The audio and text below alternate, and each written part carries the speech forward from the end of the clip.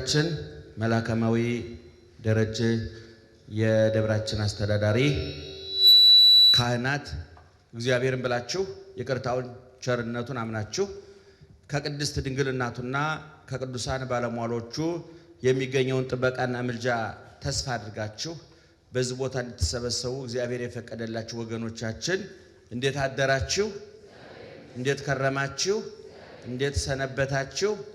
በየጊዜው በየቦታው በየምክንያቱ መስማት የምንችለውን የሚነግረን መኖር የምንችለውንም የሚያስተምረን ከአቅማችን በላይም ነግሮ ያላስጨነቀን ከአቅማችን በታችም ነግሮ ለትችት ያላጋለጠን ትናንት የነበረ ዛሬ ያለ ለዘላለምም እንደሚኖር አፋችንን ሞልተን የመሰከርንለት የምንመሰክርለት ልባችንን ሞልተን ያመነውና የምናምነው የአባቶቻችን አምላክ ልዑለ ባህሪ እግዚአብሔር እስከዛሬ ስላደረገው በጎ ነገር ወደፊትም ስላዘጋጀልን መልካም ነገር ሁሉ ክብርና ምስጋና ይግባው። ክብርና ምስጋና ይግባው። እናንተ የምትሰሙት እኛም የምንናገረው አይንሳችሁ እግዚአብሔር ጆሮአችሁን ይክፈት አንደበታችንን ይፍታ። በመላ በግምት በሳይሆን አይቀርም በይመስለኛል የግል ሐሳባችንን እንዳናፈስባችሁ ጆሮአችሁን ይጠብቅላችሁ እግዚአብሔር አንደበታችንንም ይቆጣጠርልን እግዚአብሔር። እንኳን አደረሳችሁ። ክርስቶስ ተንሥአ እሙታን እናንተ ጀምሩ እስኪ በአብይ ኃይል ወስልጣን አግዓዞ ለአዳም እሱ ላይ ነው ችግራቸው። አያችሁ ሰላም አይባልም ሰላም ነው የሚባል። ይሄ ልነግራችሁ ፈልጌ ነው። ብዙ ቦታ ስሰማ በቤተ ክርስቲያን 4 የንባብ አይነቶች አሉ። እንደው እዛ ውስጥ ገብታችሁ ዳክሩ ተጨነቁ እያልኳችሁ አይደለም። እሱ ለዝርዝሩ እኛ እንጀራ ብለን ያዝነው እንማረዋለን እናጠናዋለን። እንደው በጥቅሉ ግን የንባብ መሰረት የሚባሉ ሰያፍ ተጣይ ተነሽ ወዳቂ የሚባሉ የንባብ አይነቶች አሉ በግዕዝ ውስጥ ማለት ነው። እና ሰላም የሚለው ተነሽ አይደለም። ተነሽ ማለት ጳውሎስ ሲል ተነሽ ይባላል። ማርያም ሲል ተጣይ፣ በገብርኤል ሲባል ሰያፍ ይባላል። ሚካኤል ሲባል ተጣይ ይባላል። ለምንድነው ዝርዝር ጥቅሙ የሚባለው? ቅኔ ቤት ስትገቡ ታውቁታላችሁ። እዛ ውስጥ ገብቼ እንትን ለማለት አይደለም። ክርስቶስ ተንሥአ ሰላም ነው የሚባለው። ክርስቶስ ተንሥአ እሙታን አሰሮ ለሰይጣን ሰላም ሆነ። እንኳን አደረሳችሁ በድጋሚ። በመቀጠል ቅድም መዝሙር የዘመራችሁት የሰንበት ተማሪዎች እስቲ ብቻችሁን አጨብጭቡ እስኪ። በዚህ በኩል ናችሁ። ለነገው አቅጣጫ መጠቆሚያ የሚሆን አንደ ኮምፓስም ያገለግላል። በጣም ጥሩ መዝሙር ነው የዘመራችሁት። የምስራች ደስ ይበላችሁ። ይሄ መዝሙር መላከማዊ አንድ 40 ዓመት የሆነው 40 ዓመት 50 ዓመት ይሆነዋል። በጣም ነው የሚገርመኝ። በጣም ከምወዳቸው የነቢያን ምን ታስታውሳላችሁ? በሉት እስኪ።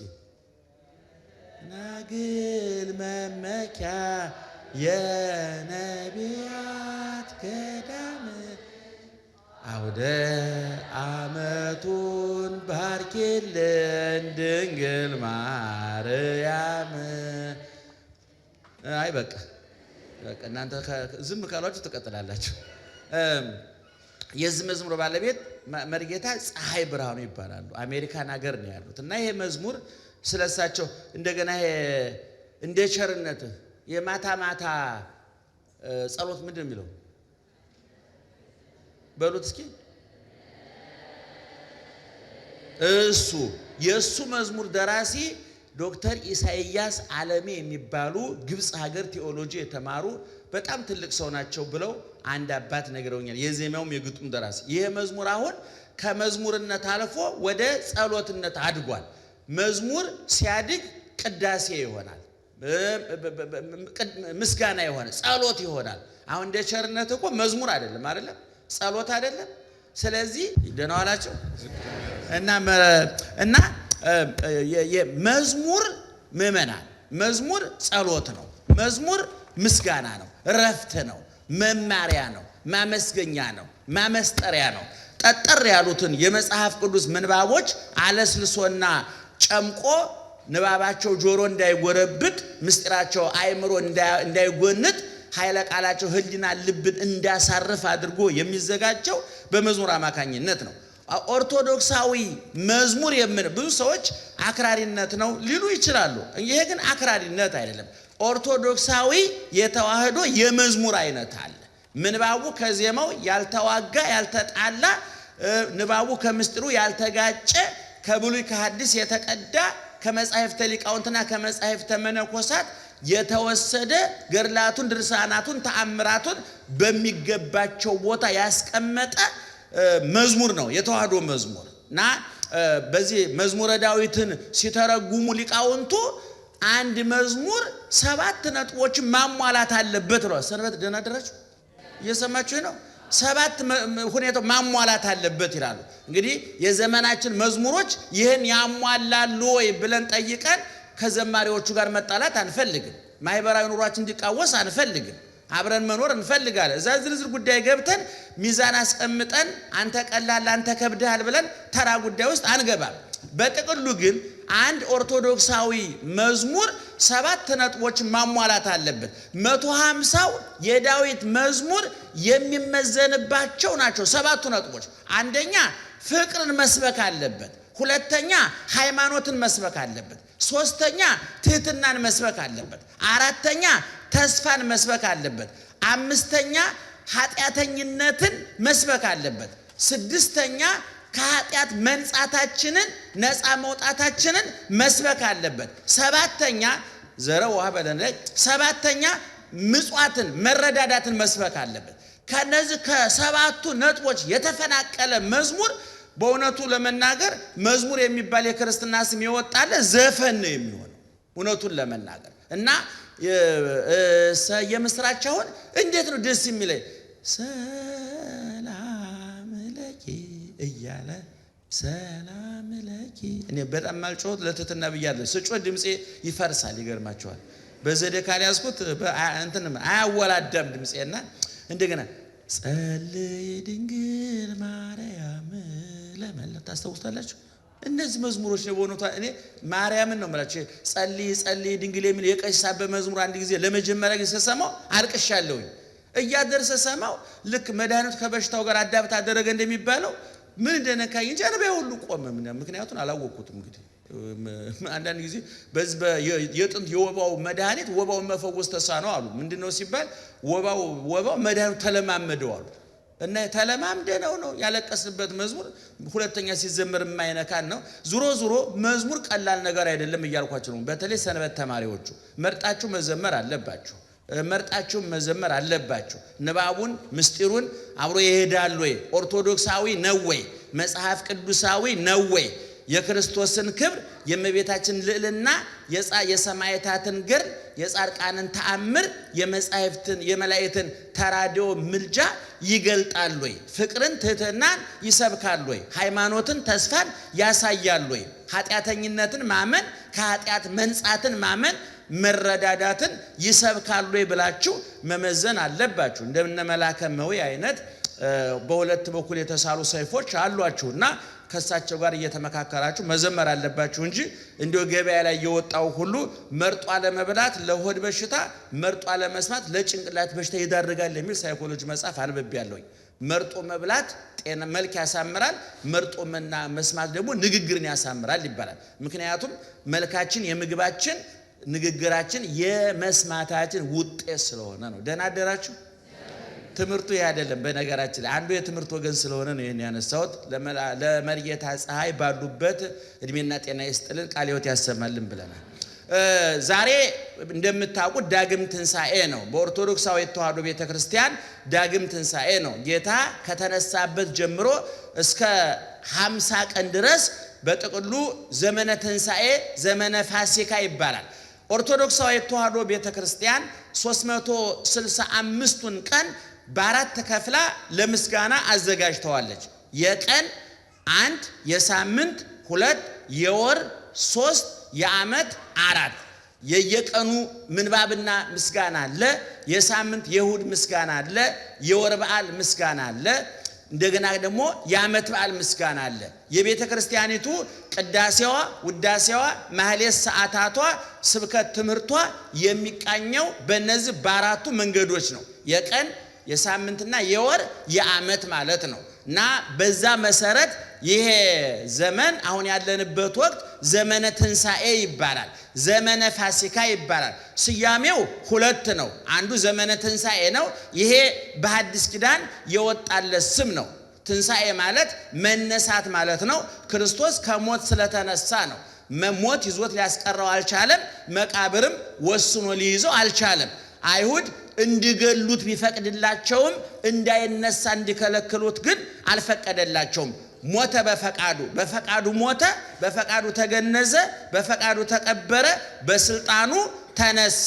ሞት ድል ተነሳ፣ መቃብር ድል ተነሳ። በሞት ላይ ሕይወት ተሰበከ፣ በመቃብር ላይ ትንሣኤ ታወጀ። በጨለማ ላይ ብርሃን ነገሰ። የተዘጋው ተከፈተ፣ የተቆረጠው ተቀጠለ። እግዚአብሔርና ሰው ተገናኘ። ሰው አንገቱን የደፋበት፣ እንባውን ያፈሰሰበት፣ በአጋንንት እግር የተጠቀጠቀበት፣ በመንጸፈ ደን የወደቀበት የመከራው ዘመን አከተመ። ስለዚህ ዘመነ ትንሣኤ ይባላል። ሁለተኛ ስሙ ዘመነ ፋሲካ ነው። ፋሲካ ማለት ፓሳ ማለት ማለፍ ማለት ነው። ከብሉይ ኪዳን የተነሳ ነው። እንግዲህ ኦርቶዶክሳዊ ተዋሕዶ ቤተክርስቲያንን ማጥናት የሚፈልግ ሰው ለሕይወት ድህነትም ሆነ ለጠቅላላ ዕውቀት ማጥናት የሚፈልግ ሰው ሁለት ነገሮች ማጤን አለበት። ኦርቶዶክሳዊ ተዋሕዶ ቤተክርስቲያን የብሉይም የሐዲስም ቤተክርስቲያን ናት። ከብሉይ ተነስታ በሐዲስ አልፋ መዳረሻዋ መንግስተ ሰማያት ነው። ደጋግሜ በብዙ ሚዲያ ተናግሬዋለሁ። የኢትዮጵያ ቤተክርስቲያን መነሻዋ ብሉይ፣ መገስገሻዋ ማለፊያው ሐዲስ ኪዳን፣ መዳረሻ ወደቧ ማረፊያ ወደቧ መንግስተ ሰማያት ነው። ከብሉይ አስታርቃ ከሐዲስ አገናኝታ መንግስተ ሰማያት የምታደርስ ቤተክርስቲያን ናት። ስለዚህ ብሉይ ኪዳኑ ከሐዲስ ኪዳን ጋር እንዲስማማ አድርጋ ያዘጋጀች ቤተክርስቲያን ናት። ታላቁ ደህና አደራችሁ? እየሰማችሁ ነው? ታላቁ ሊቅ ዮሐንስ አፈወርቅ እግዚአብሔር ብሉይ ኪዳንን ሲሽር በሁለት መንገድ ነው ብሏል። 100% የሻረው አለ፣ እንደገና ባለበት ያጸናው አለ፣ የበለጠ ማጠናከሪያ ሰጥቶ ያጸናው አለ ብሏል። 100% የተሻረው በእንስሳት ደም ኃጢአትን ማስተስረይ። በብሉይ ኪዳን አንድ ሰው ኃጢአት ሲሰራ በጊዞ ይመጣል። አንቺ ማን ነው ስምሽ? አንቺ ማን? ጮክ በይ እንጂ መሰረት። አሁን ማዳምን መሰረት ብትይ ያበሩሻኛ እንኳን አናበረሽም፣ ችግር የለም። መሰረት አሁን በብሉይ ኪዳን ቢሆን መሰረት ኃጢአት ብትሰራ በጊዛ ትመጣለች፣ በጉ እዚህ ይቆማል፣ እሷ እዚህ ትቆማለች። እኔ የብሉይ ኪዳን ሊቀ ካህናት ብሆን እሷ ኃጢአቷን ለእኔ ትነግረኛለች፣ እኔ በጉ ላይ እጄን ጭኜ እጸልያለሁኝ። ስንት አካላት አሉ እዚህ አካባቢ ማለት ነው? እዚህ ማን አለ? እዚህ ማን አለ? እዚህ ስንት አካላት አሉ ማለት ነው? እሺ ኃጢአተኛው ኃጢአቱን ለማን ይነግራል? ለሊቀ ካህናቱ። በጉ ያንን የሚነገረውን ኃጢአት ያውቃል? አያውቅም። እሱ ምን እየተመከረበት እንደሆነ የሚያውቀው ነገር የለም፣ አይናገርም። ስለዚህ እሷ ለእኔ ኃጢአቷን ስትነግረኝ እኔ በጉ ላይ እጄን ጭኜ እጸልይና የመሰረትን ኃጢአት በጉ ላይ እጭንበታል።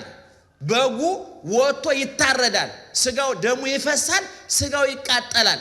የመሰረት የሁላችሁም ይቅርታ መሰረት እንደው እንዳጋጣሚ ስለመጣችልኝ ነው። የሁላችሁ ኃጢአት በበጉ ደም አማካኝነት የማን ኃጢአት ተሰረየ? የሁላችን ኃጢአት። አሁን በሐዲስ ኪዳን ግን ነዋ በግኡ ለእግዚአብሔር ዘያአትት ወያሴስል ኃጢአት ዓለም የዓለምን ኃጢአት የሚያስወግድ የእግዚአብሔር በግ እንደተባለ በጉ በማን ተተክቷል? ጮክ ብላችሁ ንገሩ። በጉ በማን ተተክቷል? በክርስቶስ ተተክቷል። በጉ ኃጢአት ሰርቷል? ጥፋት አጥፍቷል? አላጠፋም። ነገር ግን በጉ አላጠፋውም ብሎ ተናግሯል? ስተት አለ እኔ አይመለከተኝም ብሎ ተናግሯል? አልተናገረም። ልክ ክርስቶስም በጉ ባልሰራው ኃጢአት እንደተረደ ሁሉ ክርስቶስም የኛን ኃጢአት ተሸክሞ መስቀል ላይ ወጥቷል። አሁን በሐዲስ ኪዳን ይሄ በግ በክርስቶስ ተተክቷል። በበግና በፍየል በጊደርና በወይፈን በላምና በበሬ በበግ ደም የሚሰራ ኃጢአት የለም። ይሄ 100% የተሻረው ነው ከብሉይ። ሁለተኛ ባለበት ያጸናው አክብር፣ እናት አባትን አክብር። የፈጣሪህን ስም በከንቱ አትጥራ፣ ሰንበትን አክብር የሚለው ደግሞ ባለበት የጸና ነው። ሶስተኛ ማሻሻያ የተጨመረለት ደግሞ አትግደል፣ አታመንዝር። በብሉይ ኪዳን አታመንዝር ነበር። በብሉይ ኪዳን አመነዘረ ማለት አንድ ሰው ወንድ ከሴት ሴት ከወንድ ጋር ተኝተው ሲገኙ ነው በድንጋይ ተወግረው በእሳት ተቃጥለው የሞቱ የሚባለው። ክርስቶስ ግን ይሄ ጠንካራ ሕግ አይደለም የሚቀረው አለ ብሎ ያየ አመነዘረ አለ። ሰው ዝሙት የሚፈጽምበትን አካል ታውቁታላችሁ አይደለም? መቼም እሱን ማብራራት አይጠበቅብኝም። ነገር ግን የአካል ዝሙት የሚፈጽመው መጀመሪያ እነማን ስራ ሰርተው ነው? አቤት! ለምሳሌ ስልክ የሚደውለው ቁጥሩን የሚነካው ማን ነው? እሺ፣ ቁጥሩን የሚያየው ማን ነው? ሃሎ የሚለው ማን ነው? አቤት! ወደ ዝሙት ቦታ የሚሄደው ማን ነው? ልብስ የሚያወልቀው ማን ነው? ከሰውነት ክፍላችን ያልተሳተፋለ ያኛው አካል ለመጨረሻ ለፊርማ ነው የሚፈለገው እነዛ አዘጋጅተው ካቀረቡ በኋላ። ስለዚህ ክርስቶስ እጅም ይረፍ ነው፣ ዓይንም ይረፍ ነው፣ ጆሮም ይረፍ ነው። እሱ ብቻ ለምንድነው ሰው በድንጋይ ወደዛ እንዘንለት ነው፣ አጥረን እንጠብቀው ነው። እና ክርስቶስ የብሉይ ኪዳንን ሕጎች ስንት አይነት አድርጓቸዋል አልኳቸው? በስንት መንገድ አስተካክሏቸዋል? አንደኛ አንደኛ 100%፣ ሁለተኛ ባለበት የጸና፣ ሶስተኛ አቤት የተሻሻለ ማጠናከሪያ የተደረገበት። ስለዚህ ኦርቶዶክሳዊ ተዋሕዶ ቤተክርስቲያን ከብሉይ ኪዳን የወሰደችው አለ። ምንድን የወሰደችው? የቀን ቁጥሮች፣ ምሳሌዎች፣ 10ቱ ቃላትን፣ የነቢያትን ትንቢት ብዙ የተወሰዱ አሉ።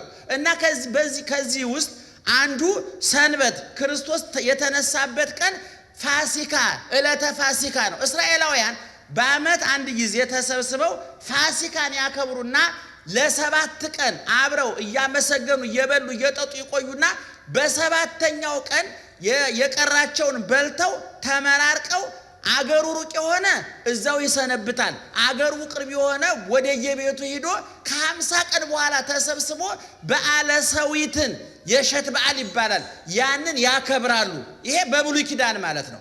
አሁን በሐዲስ ኪዳን ኦርቶዶክሳዊ ተዋሕዶ ቤተክርስቲያን በዛ ውሃ ልክ ላይ በዛ መሰረት ላይ ወርቅ ጨመረችበት፣ ማጠናከሪያ ጨመረችበት። በአይሁድ ፋሲካው እንደሚያከብሩት የክርስቶስ ትንሣኤ ገባበት። በሰባተኛው ቀን ሁለተኛ በዓል እንደሚያከብሩት ዳግም ትንሣኤ ገባበት። 50ውን ቀን አብረው ቆይተው 50ኛዋን ቀን እንደሚያከብሩት ደግሞ 50 ቀን ቆይተን በበዓለ ሰዊት በሸት በዓል ፋንታ የመንፈስ ቅዱስን መውረድ በዓለ ጰራቅሊጦስን እናከብርበታለን። ስለዚህ ኦርቶዶክሳዊ ተዋሕዶ ቤተክርስቲያን እናታችሁ ንባቡን ከብሉይ ምስጢሩን ከሐዲስ ከብሉይ ስርዓቱን ከሐዲስ መስዋዕቱን ወስዳ ብሉይን ከሐዲስ አጣምራ አዋህዳ ተዋህዶ የምትባል እንቁ ወርቅ እምነት ተዘጋጅቶልናል። ይክበር ይመስገን እግዚአብሔር። ስለዚህ በዚህ መሰረት የዛሬው በዓል ከዛ ምሳሌነቱ ከዛ የመጣ ነው ማለት ነው። እንግዲህ ዳግም ትንሣኤ ማለት ሁለተኛ ትንሣኤ ማለት ነው። አባ ጊዮርጊስ ዘጋስጫ እግዚአብሔር 3 አስደናቂ ነገሮችን አድርጓል አለ። ማን ነው የጠቀስኩት? ሊቅ አባ ጊዮርጊስ ዘጋስጫ በጣም ሊቅ ነው። ከነ ቄርሎስ፣ ከነ ዮሐንስ አፈወርቅ፣ ከነ ኤጲፋኒዎስ፣ ከነ ጎርጎሪዎስ፣ ከነ ባስሌዎስ የሚደመር በእውነቱ ንጽህ እምነት ምግባር ከሃይማኖት ዕውቀት ከእምነት የታረቀለት ትልቅ ሊቅ ነው። እና ይሄ ሊቅ ምን ይላል? ኢየሱስ ክርስቶስ 3 አስደናቂ ነገሮችን አድርጓል አለ። በመጀመሪያ በድንግልና ተጸንሶ በድንግልና ተወልዷል። የእናቱን ማኅተመ ድንግልና አላፈረሰም፣ አላጠፋም። ማኅተመ ድንግልናዋ ሳይለወጥ ተወልዷል አለ። ሁለተኛ በመቃብር ተዘግቶ ድንጋዩ ተገጥሞበት ማኅተም ተደርጎበት የነበረውን መቃብር ይከፈትልኝ መግነዝ ይፈታልኝ ሲል በተዘጋ ማኅፀን እንደተወለደ ሁሉ በተዘጋ መቃብር ተነስቷል አለ። ኢየሱስ ክርስቶስ ሲነሳ መቃብር ድንጋዩ እንደተገጠመ ነው። ኋላ ነው መልአኩ መጥቶ ወአንኮርኮራ ለይእቲ እብን ድንጋዩን ገለባበጠው የሚለው መልአኩ ነው። በኋላ መጥቶ እንደዚያ ያደረገው ኢየሱስ ክርስቶስ ሲነሳ መቃብሩ እንደተገጠመ ነው። ማህፀኗ እንደተገጠመ ተወልዷል። መቃብሩ እንደተገጠመስ ተነስቷል አለ። ሶስተኛ ዛሬ ወእንዘ እጽው ሆህት ቦአ ሀቤሆሙ ወቆመ ማእከሌሆሙ ወይቤሎሙ ሰላም ለክሙ።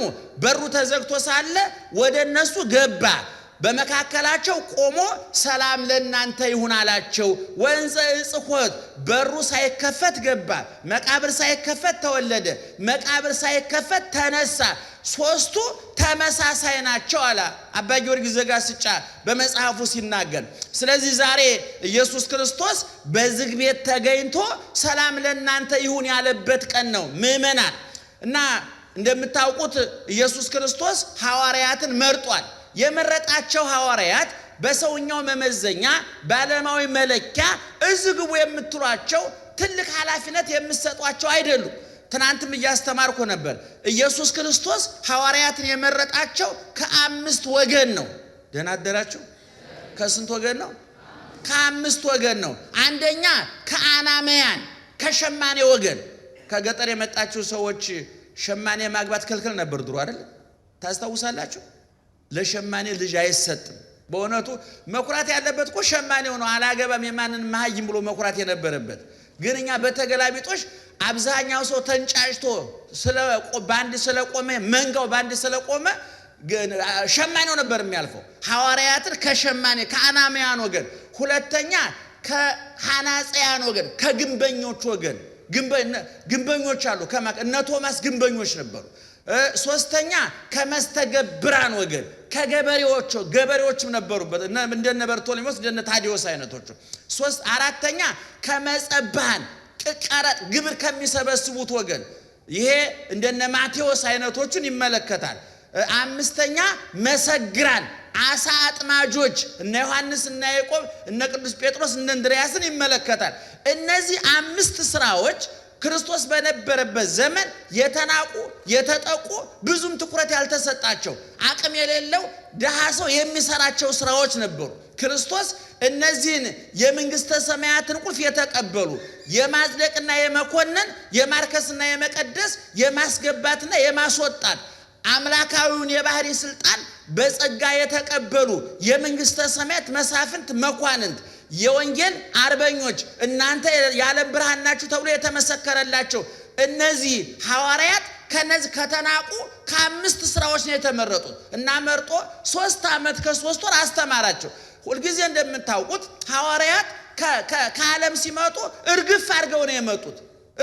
ሁሉን ነገር ትተው ከማህበራዊ እንቅስቃሴያቸው ሁሉ የሚተዳደሩበትን ስራ ሁሉ ትተው ነው የመጡት። 3 ዓመት ከ3 ወር ወደ ቤታቸው ተመልሰው አያውቁም። ህብረተሰቡን ረስተውታል። ስራቸውን ረስተውታል። የቀን የሌሊት የበጋ የክረምት ስራቸው ክርስቶስን መከተል ትምህርቱን መማር ነበር። ይሁዳ ብቻ ነው እያቋረጠ ሚስቱ ጋር እያደረ ይመጣ ነበር ይላል መጽሐፈ ዶሮ ሲናገር። ሌባ፣ ጭበርባሪ፣ አታላይ እየሄደ ከሰፈር ጋር ኑሮውን ያጠናከረ ይሁዳ ነበር። ሌሎቹ ሁሉን ነገር ትተው ነው። ለዚህ ነው ቅዱስ ጴጥሮስ ጌታ ሆይ እኛ ሁሉን ትተን ተከተልን፣ ለመሆኑ ምንድነው የምናገኘው ብሎ ጠይቆ ነበር። ባለቤቱ የማያሻማ ዘላለማዊ ስልጣናቸውን ነገራቸው። እናንተማ በ12 ዙፋን ላይ ተቀምጣችሁ በ12ቱ ነገደ እስራኤል ላይ ትፈርዳላችሁ ብሎ ከተናቀ ስራ ተጠርተው የተከበረ ሹመት ሰጥቷቸዋል እግዚአብሔር። እና እነዚህ ሐዋርያት ክርስቶስ ሲሞትባቸው ሜዳው ገደል የሆነባቸው፣ ቀኑ ጨለማ ሆነባቸው፣ ሁሉ ነገር ከዳቸው እና በር ዘግተው ደግሞ ክርስቶስን የሰቀሉት ሰዎች ተከታዮቹን ሊያሳድዱ ነበርና በር ዘግተው በሩን ዘግተው እንኳን ሰው የብርሃን እንኳን እንዳይገባ ጠቅጥቀው ዘግተው ተጨንቀው ቁጭ ነው። አያወሩም፣ ድምጻቸው እንዳይሰማ። በዚህ ሰዓት ነው ክርስቶስ በር ሳይከፈት መስኮት ሳይገነጠል ጣራ ሳይነቀል ግድግዳ ሳይናድ በመካከላቸው ተገኝቶ ሰላም ለእናንተ ይሁን አላቸው። እንዴት ደስ ይላል ምእመናን! ሰላም ለእናንተ ይሁን። አሚን በሉ እስኪ። ሰላም ለኛ ይሁን። ሰላም ለሀገራችን፣ ለሰፈራችን፣ ለትዳራችን፣ ለንግዳችን፣ ለተሰማራንበት የሥራ መስክ ሁሉ ሰላም ይሁን። ምክንያቱም ብዙ የተዘጉ ጉዳዮች አሉ። የፖለቲካችን ጉዳይ ዝግ ነው። የኢኮኖሚያችን ጉዳይ ዝግ ነው። የትዳራችን ጉዳይ ዝግ ነው። የመግባባታችን በር ተዘግቷል። የመደማመጣችን በር ተዘግቷል። በእውነቱ የኢትዮጵያ ሕዝብ ድሮ እንደ ሸክላ ድስት ነበረ። ቶሎ አይሰማም፣ ከሰማም አይበርድም ነበር። አሁን የኢትዮጵያ ሕዝብ ጠባይ የቆርቆሮ ጠባይ ሆኗል። የብረት ድስት ጠባይ ሆኗል። ብረት ድስት ቶሎ ይግላል፣ ቶሎ ይበርዳል። የኢትዮጵያ ሕዝብ አሁኑ ጊዜ ከያቅጣጫው ያነደዱት ሁሉ የሚያግሉት በእውነቱ የሐሳብ መስጫ ሳጥን ሆኗል የኢትዮጵያ። ስለዚህ በእውነት የተዘጉት ነገሮች ይከፈቱልን እና በመካከላቸው ተገኝቶ ሰላም ለእናንተ ይሁን አላቸው። ደነገጡ። ወመሰሎሙ ከመዘመንፈሰ ይርኤዩ ምታት የሚያዩ መሰላቸው።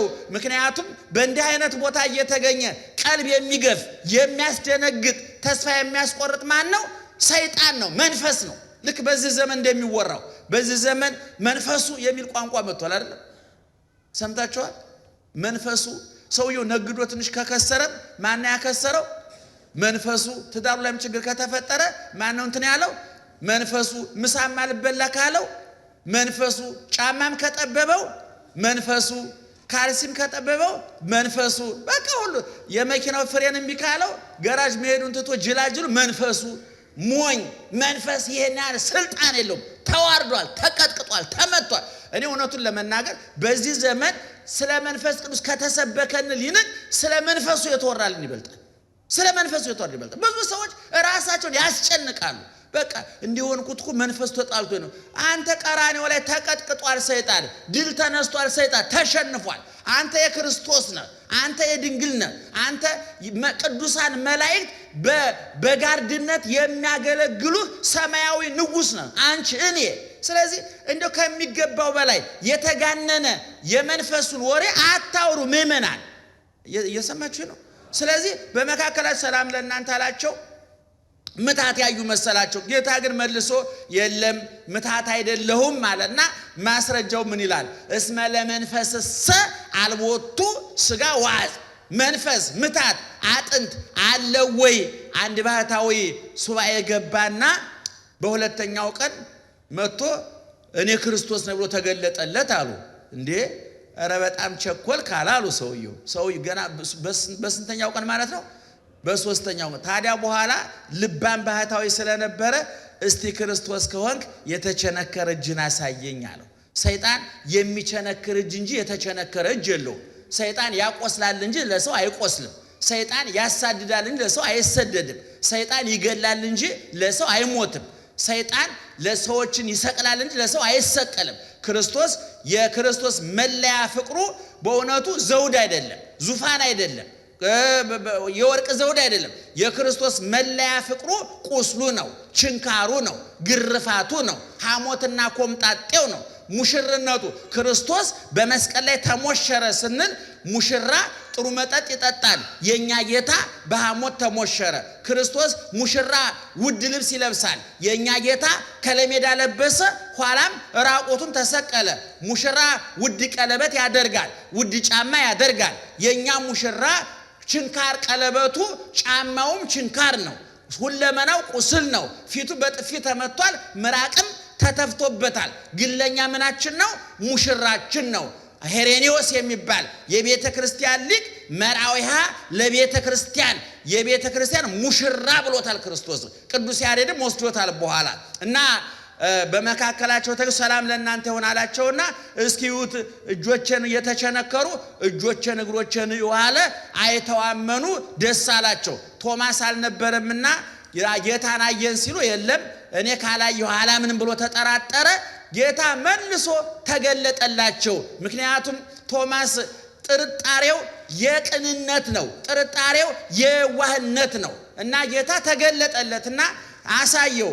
አሁን ሲያሳየው ጣቴን በቁስሉ ካላስገባው አላምንም፣ ችንካሩን ቁስሉን ካላየው አላምንም ብሎ ነበርና አምጽደከ እጅህን አምጣ፣ ይሄው የተቸነከረው እጄ እግሬ